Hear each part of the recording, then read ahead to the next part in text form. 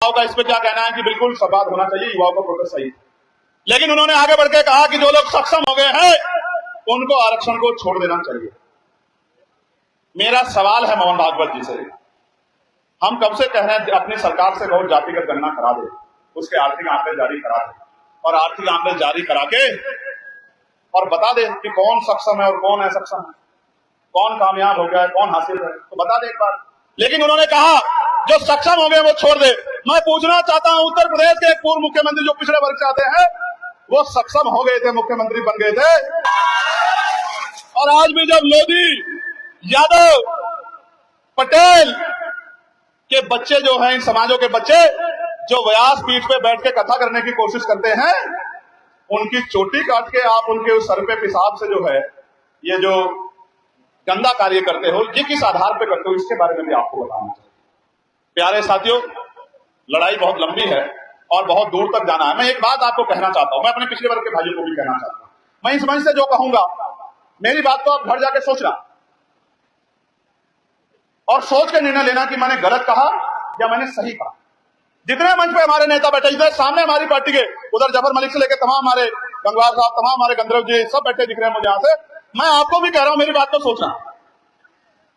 आप कहते हैं कि साहब हमारी जाति का प्रतिनिधित्व होना चाहिए, मैं इस बात से 1000% सहमत हूं कि जाति के आधार पर प्रतिनिधित्व होना चाहिए।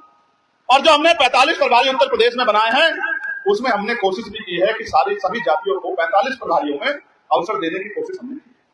पाल को, प्रजापति को, कश्यप को, सैनी को, यादव को, गुर्जर को, जाट को, पटेल को, विश्वकर्मा को हमने पूरा प्रयास किया है।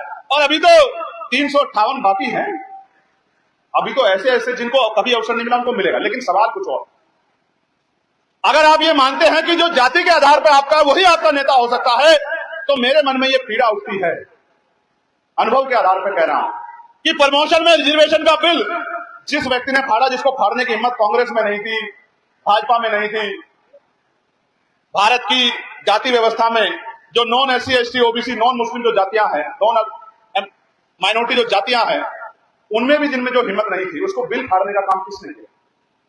किसने किया? किसने? वो किस जाति से थे? शेड्यूल कास्ट से, एससी की जाति के थे, हमारे परिवार के थे। अगर हम इस आधार पर निर्धारण करें कि हमारी जाति का आदमी आगे बढ़ना चाहिए, हमारी जाति का ही हमारा नेता होना चाहिए, तो आप मुझे बताओ कि आपकी जाति का वो नेता किस काम का, जो आपके बच्चों का गला काटने का काम करे, जो आपके अधिकारी कर्मचारी को खून के आंसू रुलाने का काम करे, आप मुझे बताओ और खुद जाके आकलन करें।